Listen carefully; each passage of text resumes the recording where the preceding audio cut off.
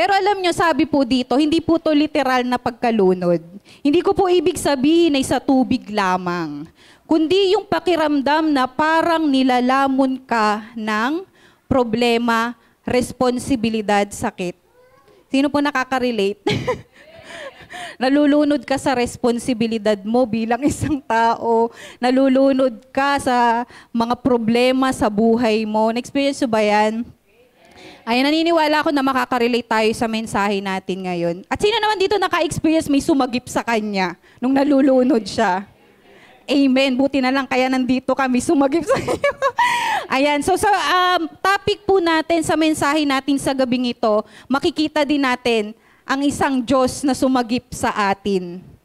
Amen po? Ayan. So sa ating pong keywords, ayan, paki-flash nga po natin.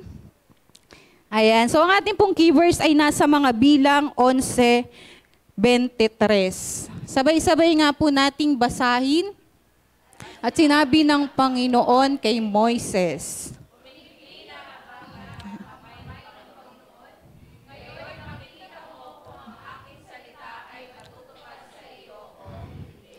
may tatanong ako, sino nakakaalam ng verse na may kahalintulad nitong verse na to? Ayan, tama si tita. Ano nyo po, yung Isaiah 59:1, kahalintulad nito. So, inaaral namin, meron palang verse na kagaya ng sa Isaiah. Amen po. So, bakit nga ba sinabi ni Lord yung verse na ito? So, mag-Old Testament tayo.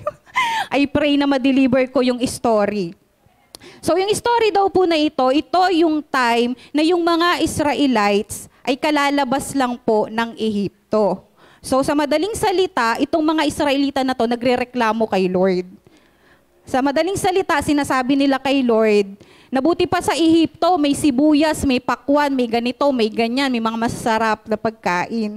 So sabi dito, nagrereklamo sila kay Lord dito sa key verse. Kaya ito po yung sinabi. At sinabi ng Panginoon kay Moises, umikli na ba kaya ang kamay ng Panginoon? Ngayoy makikita mo kung ang aking salita ay matutupad sa iyo o hindi. So ano daw po ulit? Bakit daw nangyari yung verse na to? Ano daw ginagawa ng mga Israelita? Nagrereklamo sila. Sino daw dito mareklamo? Sumasagot, ano? Kasi alam nyo po, sa totoo lang, makaka-relate tayo sa pangyayari na nangyari sa mga Israelita. Kasi kung i-relate daw po sa panahon ngayon, alam nyo daw ba na maraming mga tao na nagre-reklamo sa Diyos at nakakalungkot na may mga tao sa loob ng iglesia na ganito din. Sino po nakakalala nung sa online community? Yung kay Aman po ba yun? Maging ang mga lingkod ng Panginoon ay nagtatanong sa Panginoon, Lord, bakit ganito yung buhay namin? Naglilingkod naman kami. Nakakalungkot yun. Nagtatanong sila dahil sa estado ng buhay nila at naikukumpara nila yung buhay nila sa buhay ng mga tao. Yung buhay ko dati, ganito naman, bakit ngayon ganito yung buhay namin? Pero alam nyo po, na-realize ko lang, naalala ko yung topic nung kay Aman, isang bagay na tumatak sa akin nung time na yon, na dapat daw po pala, ang ginogol ng bawat isa sa atin ay langit.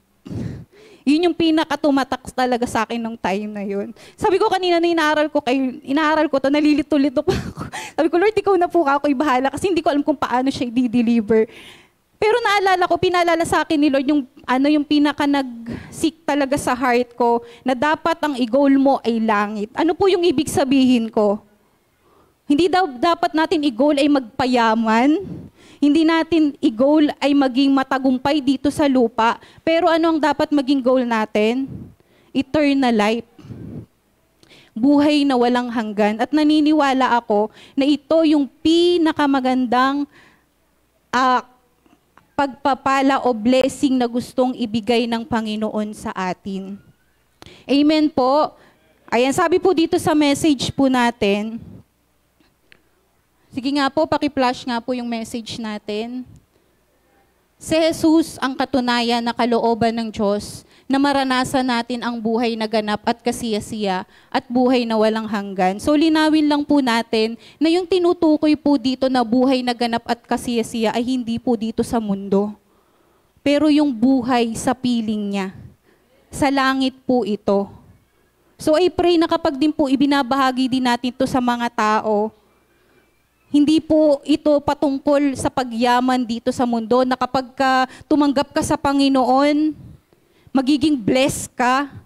Hindi blessed financial, pero yung blessed na meron kang buhay na walang hanggan. At naniniwala ako na walang katumbas na halaga ang salvation na kayang ibigay kapag yung taong yun ay tumanggap.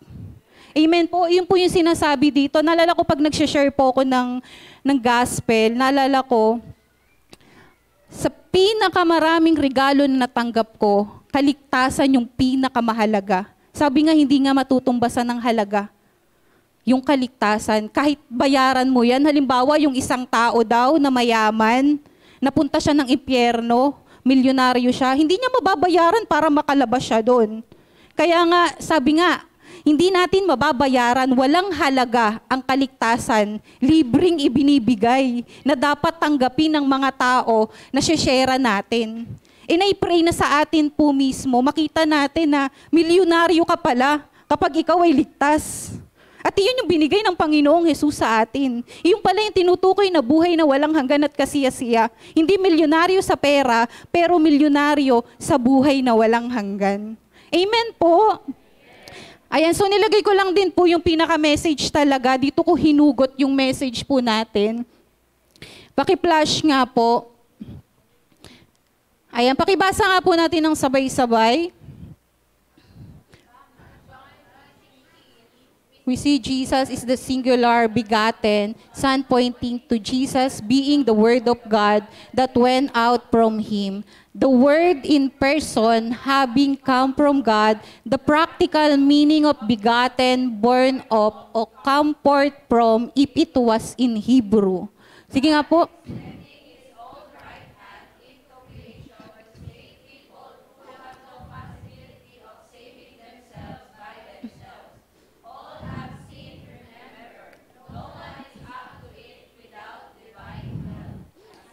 Ano daw po ulit yung title ng message po natin ngayon?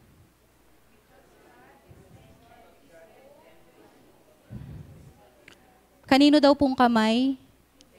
Alam niyo po, nung inaaral ko po yung mensaheng ito, pwede naman daw na kamay na lang daw ng anghel.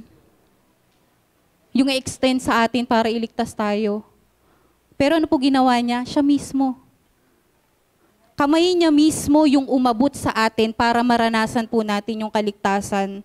And I pray na ito po ay dumikdik sa ating puso, na masabi din natin sa mga tao sa labas, na gusto ng Panginoong Yesus na maligtas ka. Kasi siya mismo yung nag-offer na sarili niya para maranasan mo yung kaligtasan. Amen po. Sabi nga po dito, sino ang kamay at ang salita? Sino ang kamay at ang salita? Sino po? Si Jesus mismo. At patutunayan po natin yan sa next slide. Ayan. Alam niyo daw po ba yung kanang kamay ay nagre-represent ng kapangyarihan at otoridad? Yung kanang kamay o yung kamay na tinutukoy dito ay si Jesus. Sabi sa Matthew 28 verse 18, lumapit sa kanila si Jesus at sinabi, ibinigay sa akin ng lahat ng kapangyarihan sa langit at sa lupa. At siya din ang salita. Sa John 1:1, ang pasimula, naroon ang salita ay kasama ng Diyos at ang salita ay Diyos. So sinong magsasabi na kaya niyang iligtas yung sarili niya nang wala si Jesus? Samantalang sinasabi sa ikatlong tuntunin na tanging ang Panginoong Yesus lamang ang daan upang maranasan ang kaligtasan. Walang makakaparoon sa Ama kundi sa pamamagitan niya. Amen po. Amen. Ayan, para po sa ating application, ano na nga ba yung gagawin namin? So nalaman ko na yan. Ano ba yung dapat kong gawin? Number 1, magkaroon ng mapagpasalamat na mga kamay sa Panginoon. Paano? Paano ako magkakaroon ng mapagpasalamat na mga kamay sa Panginoon? Sino dito aminado mareklamo? Alam niyo po, nung binubulay-bulay ko to sa Lord, ano ba ako yung pinaka-specific na application na nagagawa ko pala siya nang hindi ko napapansin. Alam niyo po, ginagawa ko po kapag naiisip ko na dumadaan sa isip ko na parang magrereklamo na ako. Ang gagawin ko, ititikom ko yung bibig ko at aawit ako ng mga papuri sa Panginoon hanggang matabunan yung mga pagrereklamo ko sa isipan. Kasi naniniwala ako na kahit may mga pangit na sitwasyon na nangyayari, maganda, pangit na nangyayari sa buhay natin, but still alam ng Panginoon kung ano ang mas higit na makakabuti sa atin. And I pray na makita natin na, Lord, ayokong magkasala sa pagkakataong ito dahil ikaw mismo ang mas higit na nakakaalam kung ano yung mas makakabuti para sa akin. So I pray na makita po natin yon na kapag sumasagi na sa isip mo na, ay, wala na naman bigas, wala na naman, alam mo yung mga ganon, yung aawit ka na lang, nakita ko nga yun sa Facebook, pagka yung parang mag-iisip siya, ang gagawin niya, kakanta siya ng worship, nang mapalitan yung mga negative thoughts sa mga isipan niya. Ganun naligawin natin. Kasi naniniwala naman tayo na hindi nagkulang ang Panginoon at nananatiling mabuti ang Panginoon. Kaya deserve ng Panginoon ang pasasalamat natin, pangit man o maganda ang nangyayari sa buhay natin. Amen po? Ayan. At number 2 nating application, maging kamay ng Diyos para makita ng iba ang buhay na walang hanggan. Maging instrumento ka ng Panginoon. Walang ibang magpapakilala sa ginawa ng Panginoong Hesus, kundi tayong mga nakakaalam. Amen po. Walang ibang magtatanggol sa ginawa ng Panginoong Hesus, kundi tayo na nakakaalam kung ano yung ginawa talaga ng Panginoong Hesus. Amen po. Kung mapansin natin yung John 3:16, ginawa yun ng Panginoong Hesus. I pray na iyon ibigay din natin sa iba. Alam mo ba namatay ang Panginoong Hesus para sa'yo? Bakit? Dahil ayaw niyang mapahama ka. Nais niya na maligtas ka. Amen po. Amen. At para po sa ating conclusion, sige nga po basahin natin sa Hebrews 10 verse 5.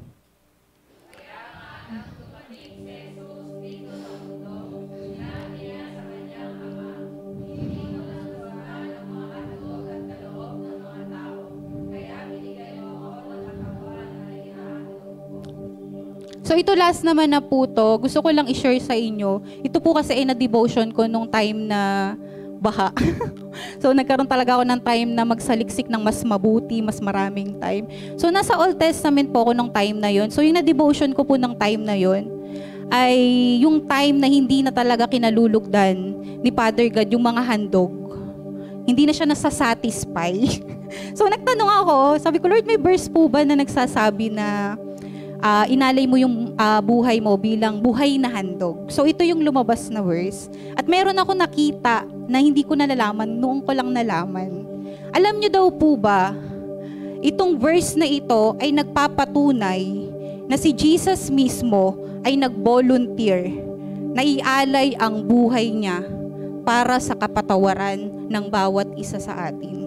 Ako kasi, nung hindi ko pa ito nababasa, ang alam ko lang, si Father God binigay siya, yun yung alam natin. Pero alam nyo daw po pala, na itong verse na to ay nagpapatunay na binolunteer talaga niya yung sarili niya para mamatay para sa ating lahat. Nagigets po natin, willing pala talaga si Jesus na mamatay para sa kasalanan natin. Tapos tayo, hinahayaan lang natin. Baka tayo mismo hinahayaan natin yung mga bagay na nagpapasama ng loob muli ng Panginoong Hesus samantalang doon na tayo pinalaya. I pray na hindi masayang yung pagbo-volunteer na ginawa ng Panginoong Hesus para ma-share din natin to sa mga nasa labas. Walang tao na, sabi nga may nagsasabi na sa verse sa Biblia, na pwede pa kang mag-alay ng buhay ang isang tao kung gumawa siya ng mabuti. Pero kung yung tao na yun walang ginawang mabuti sa'yo, mamamatay ka ba para sa kanya? Hindi, di ba? Si Jesus lang yun. Tama, si Jesus, hindi tayo gumawa ng mabuti, wala tayong ginagawa, pero inalay pa rin niya yung buhay niya para sa atin. So I pray na gawin naman po natin yung part natin. Mapakita natin sa kanila na alam mo ba, kahit na ganyan ka, mahal na mahal ka ng Panginoon. May Diyos na namatay para sa'yo. Amen po. Amen. Amen. Ayan, so yun lang po ating mensahe. Praise God.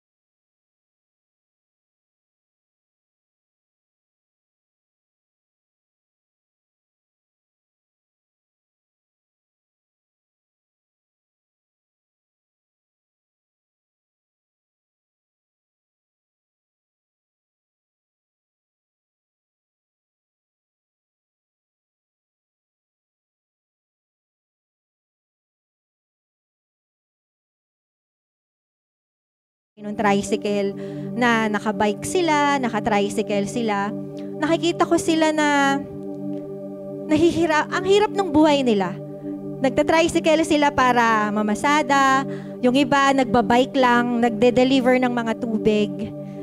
Alam niyo yung ang hirap ng buhay ng tao. And nakakalungkot na iniisip ko, alam kaya nila na merong eternal life?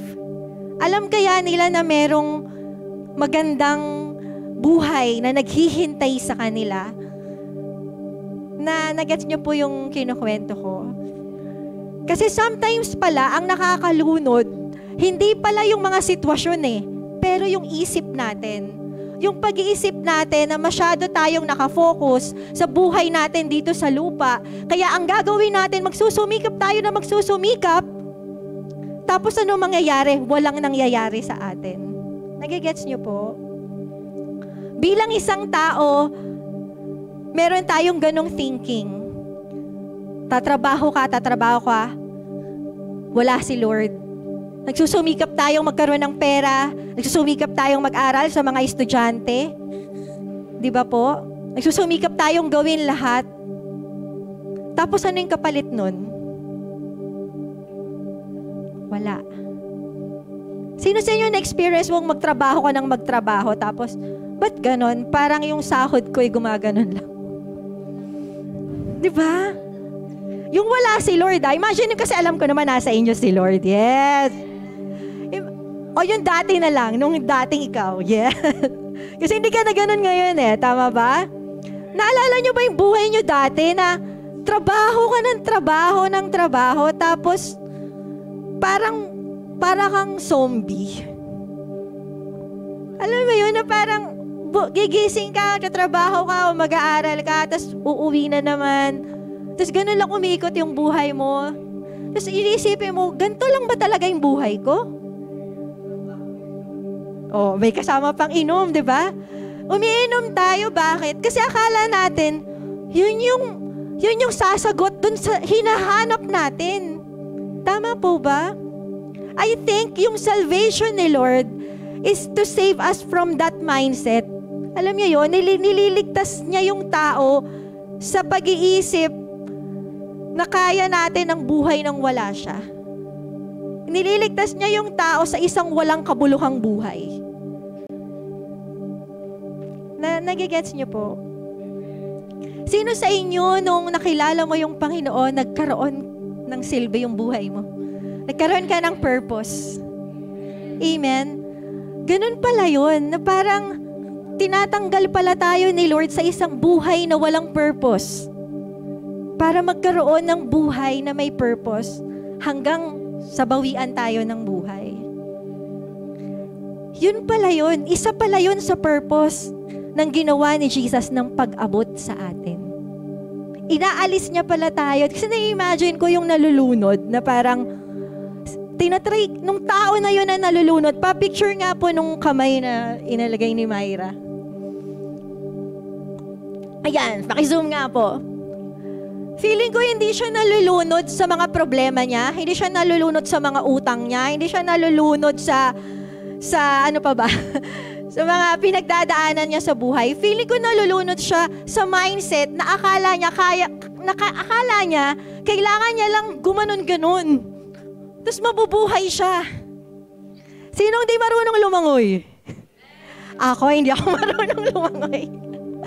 Alam niyo, pag napunta ako sa malalim, ano yung sinasabi nila sa akin, mag-relax daw ako, di ba? Pero ano ginagawa ko? Gumagano'n ako. Di ba? And I think, bilang tao, most of us, ganun tayo.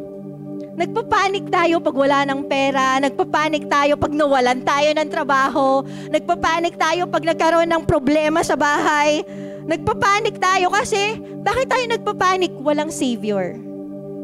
Kasi hindi natin kilala ang Diyos. Hindi natin kilala si Jesus. Di ba po?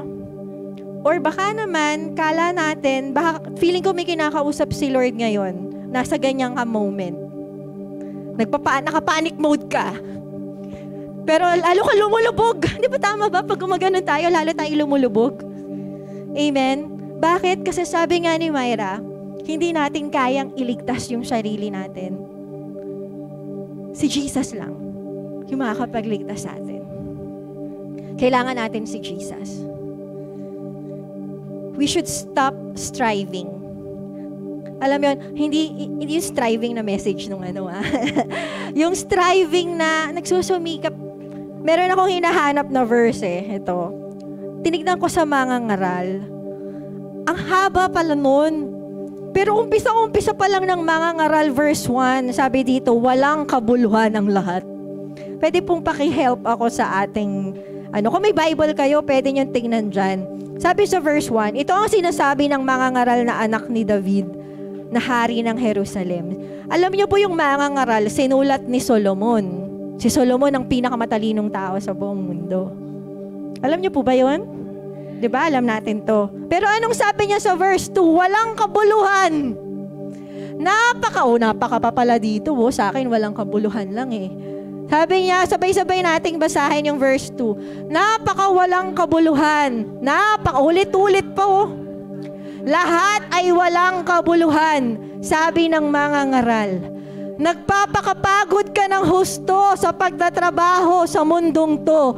Ngunit para saan ba ang mga pagpapagod na ito? Patuloy ang pagpapalit-palit ng mga lahi, ngunit hindi nagbabago ang daigdig. Mahaba pa po yan. Hanggang chapter 4 ata. Biruin nyo, 4 chapters, sabi ni Haring Solomon, walang kabuluhan ang lahat. Walang kabuluhan pala unless Jesus saves us. Si Jesus lang yung makakapagbigay ng purpose. Paano naman yung mga pangangailangan mo? Paano naman yung pangangailangan ng pamilya mo? Tutugunin niya lahat ng yun. Hanggat hindi tayo ang nagsusumikap sa sarili natin. Paano ka makakapagligtas ng iba kung nalulunod ka? Nagets niyo po ba yun? Paano mo maliligtas yung pamilya mo? O kunwari, nalulunod yung anak mo, paano mo siya maliligtas? Ikaw din gumaganon. Nagets natin? Kailangan natin ng tagapagligtas. Kailangan natin si Jesus Christ. Amen? Amen? At naniniwala ko, once na ma-realize natin to, kung nasa ganitong situation tayo, once na maabot mo si Jesus Christ, yung kamay niya, inaabot niya, naniniwala ako tong message na to, is na si Jesus gumaganon sa atin. Sabi nga sa title, because God extended His hand to save us. Inaabot niya tayo. Gusto ko lang po sabihin sa bawat isa, even sa mga nasa online, alam ng Diyos ang pinagdadaanan mo. Alam niya pagka nagsusumikap ka na lang sa sarili mo. Alam niya pag kinakaya mo na lang sa sarili mo. Alam niya. At hindi siya nandito para husgahan ka. Nandito siya para abutin ka. Nandito siya para iligtas ka. Kung kukunin mo lang ang kamay niya, makakaalis ka. sa pagsusumikap sa mga bagay na walang kabuluhan. Amen? Naniniwala ako that God can provide whatever you need. You just have to trust God. Kasi bakit? Di ba pag isang nalulunod, kailangan mong magtiwala muna sa taong sumasagip sa'yo para maligtas ka niya. Pag wala kang tiwala sa kanya, hindi ka magpapasagip. Tama po? Amen? Kasi feeling mo kaya mo eh. Alam niyo, bakit hindi tayo lumalapit sa Panginoon? Kasi feeling natin, kaya natin. Hindi, kaya ko to, kaya ko to. Kaya ko to sa sarili ko, kaya ko to. Ano nangyari sa pagkakaya natin? Lalo lang tayong nalulunod. Why not trust God? Why not trust Jesus? Sa oras na to. Paano ko malalaman kung tiwala, yun na ba yun? Wala na ba akong gagawin? When you trust Jesus, naniniwala ako, si Jesus ang magli-lead sa'yo kung anong gagawin mo. Ili-lead ka niya. Magbasa ka ng Bible, mag-pray ka, instead of uminom ka, instead of kung ano-ano yung gawin mo, mag-double, triple trabaho ka. Nagigets niyo po yung point ko? Maupo ka lang muna sa isang saglit. Paano mag-swimming ulit? Relax lang. Relax ka lang. Maupo ka lang saglit. Mag-worship ka, magtiwala ka. Hayaan mong mangusap sa'yo si Lord at sabihin niya sa'yo kung ano yung gagawin mo. Amen? May kinakausap ba si Lord sa atin? Amen. At sa atin namang mga marunong lumangoy at nakakapagtiwala sa kamay na nakaabot sa atin, now naman, tayo naman ang magligtas sa iba. Amen po? Kasi alam natin yung pakiramdam ng nalulunod. Sino dati nalunod muna bago natutong lumangoy? Anong pakiramdam? Di ba? Parang pag may ibang nalulunod, gusto mo na rin silang tulungan, di ba? Tama po ba? Amen? At marami po sa mundo ang nalulunod. Nalulunod sa mindset. Hindi sa problema talaga. It's all in the mind. Yung feeling nila, kaya nila sa sarili nila nang walang Diyos. Pero ngayon, ipakilala natin na hindi nila kailangan kayanin ang buhay ng mag-isa. Dahil hindi talaga nila magagawa. Kailangan nila si Jesus. Kailangan nilang magtiwala sa Kanya. Amen po? Amen? So sige po, lahat tayo ay tumayo at tayo ay sasamba sa Panginoon.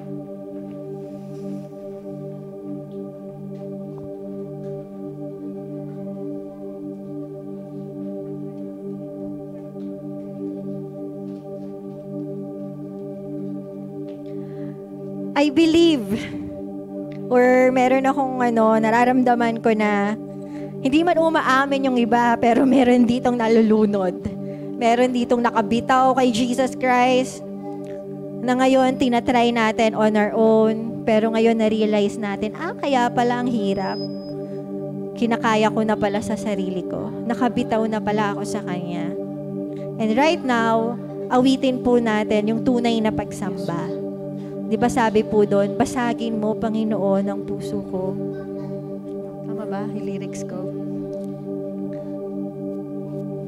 Sa lahat ng nais ko, sa lahat ng pinakaibig ko, Panginoong Jesus, maghari ka. Amen. Naniniwala ako. Sinong gustong maghayo sa iba? Amen. Amen. Tayo muna. Amen. Tayo muna. At pag tayo inayos ni Lord, nagpaligtas tayo sa Kanya, magagawa din nating magligtas sa iba.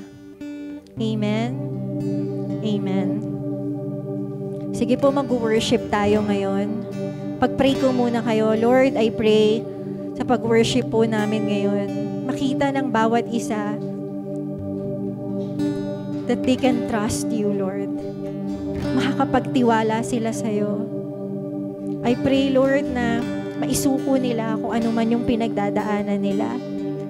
Makita nila na ikaw lang, you are the only way. You're the only Savior. And thank you for your hand that is available right now.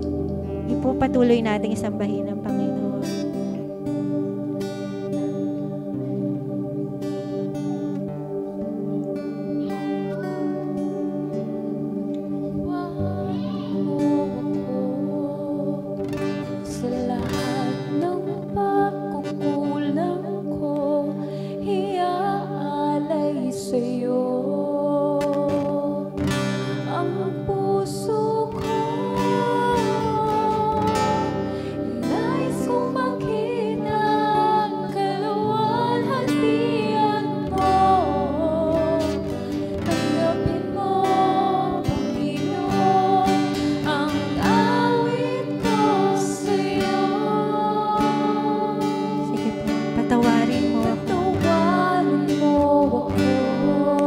nagpapaligtas po kami sa iyo sa oras na ito. Kulang ko, iaalay sa iyo. Ang puso ko, nais kong makita ang kaluwalhatian mo. Tanggapin mo, Panginoon, ang awit ko sa iyo. Sige po, sa oras na to, pwede po bang i-confess natin with our own words kung ano talaga yung sitwasyon natin ngayon? Sa ating mga sariling salita, sabihin natin sa Panginoon, aminin natin sa Panginoon kung tayo yung nawala sa Kanya, kung tayo yung nagsusumikap na lang ba sa sarili natin.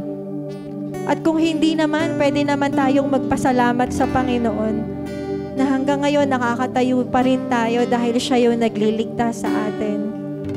Magaan ang buhay natin dahil sa Kanya. Salamat, Panginoon. But let's be honest. Let's be honest before God right now. Sige lang. Andito ang Panginoon ngayon. Pwede mo siyang kausapin, hindi ka niya huhusgahan. Gusto kanyang iligtas. John 3:17, for the Son of Man did not come to condemn but to save. He's here to save you. Sige, pwede mo ring hingin sa Kanya, Lord, iligtas mo ko. Lord, nalulunod na ako. Lord, hindi ko na kaya. Lord, pagod na ako.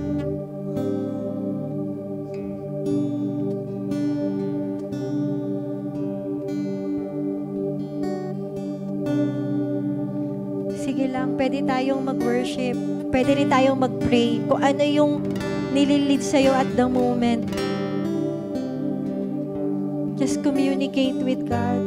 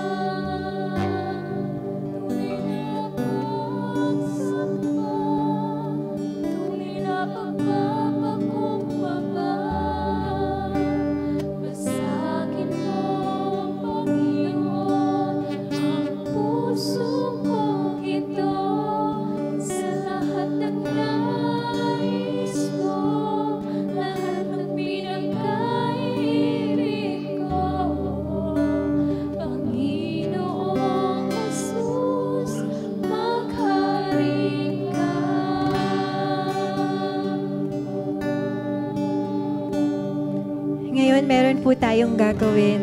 Ibaba muna natin lahat ng kamay natin. And right now, sino po sa atin yung aamin na nalulunod siya ngayon? Hindi mo kailangang itaas yung kamay mo kung okay naman yung life mo. Pero kung ikaw, aminado ka na nalulunod ka ngayon, pwede mo bang itaas yung iyong kamay?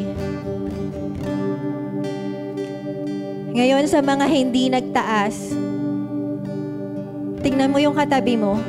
Hanapin mo yung mga nakataas yung kamay at ipag-pray mo sila. Sige po, ipag-pray mo sila. Yung nakikita mong nakataas yung kamay.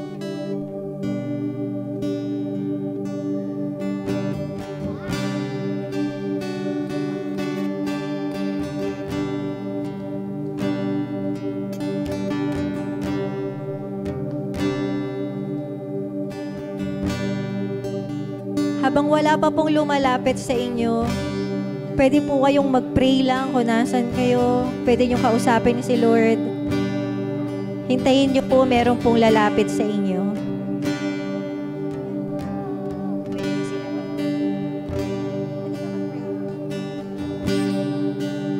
Huwag nyo po ibababa yung kamay nyo sa lahat ng mga aminado ka na nasa ganun kang sitwasyon.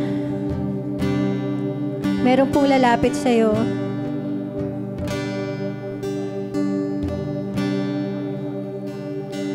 Kapag ikaw naman po ay naipag-pray na, ikaw naman po ang mag-pray sa iba. Pag napag-pray ka na, pag-pray mo naman po yung iba. Sige po, pag-pray natin. Marami pa pong hindi napapag-pray. Pag-pray natin sila na makaalis sila sa kung ano man yung pinagdadaanan nila. Sige po, kung napag-pray na, mag-pray tayo para sa iba. Huwag niyo pong bababaing kamay niyo kapag di pa po kayo napapag-pray para alam po, napapag-pray po kayo.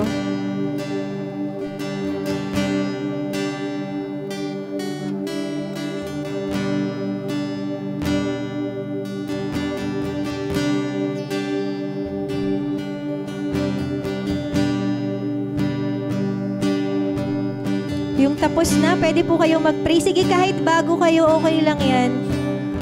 Magkakapatid tayo kay Kristo. Pag-pray naman natin yung iba po.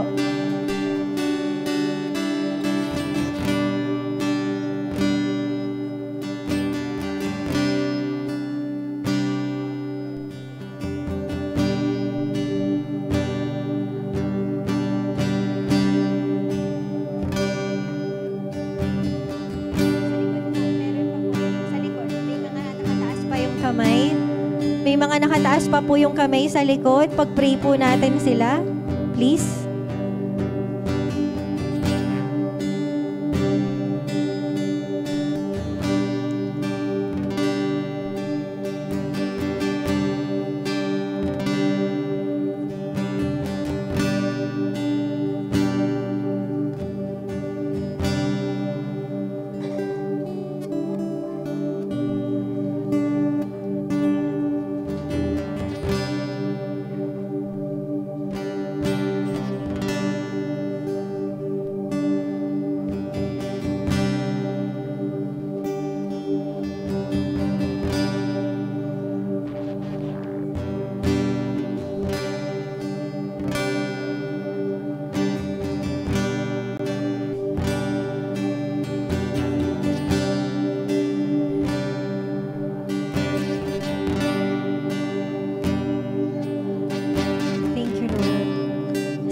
Sa online, pagpe-pray ko rin po kayo.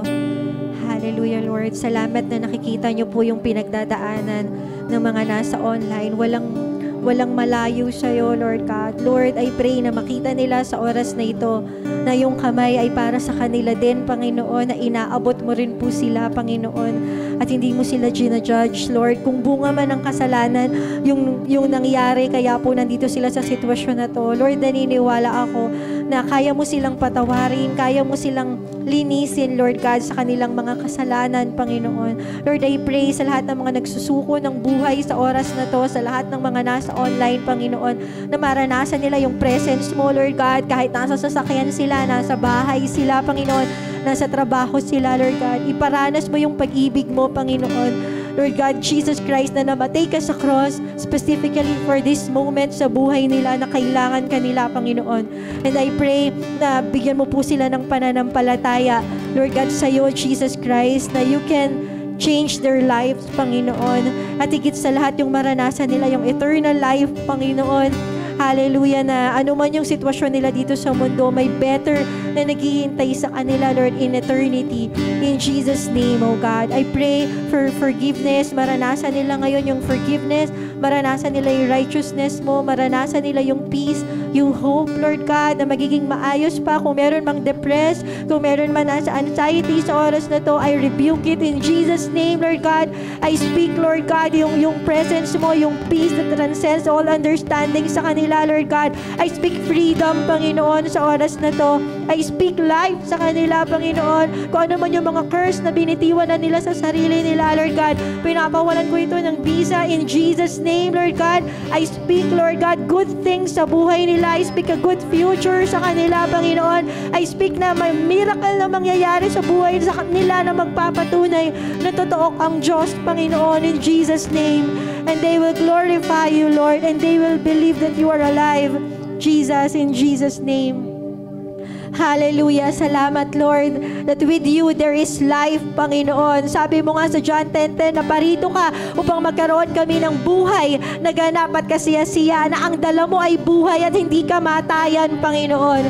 Thank you, Lord, sa bawat isa na nandito ngayon. Thank you for saving us, Panginoon. And thank you na ngayon, Lord God, gagamitin mo naman kami para magligtas ng iba, Panginoon. Para masabi rin sa kanila na ikaw ay Diyos na nagliligtas, Panginoon, hindi pumapatay. Ikaw yung Diyos na nagbibigay ng buhay, Panginoon, sa lahat ng mananampalataya sa iyo.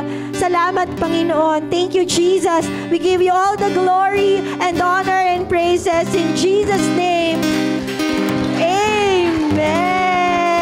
Thank you, Jesus. Thank you, Jesus.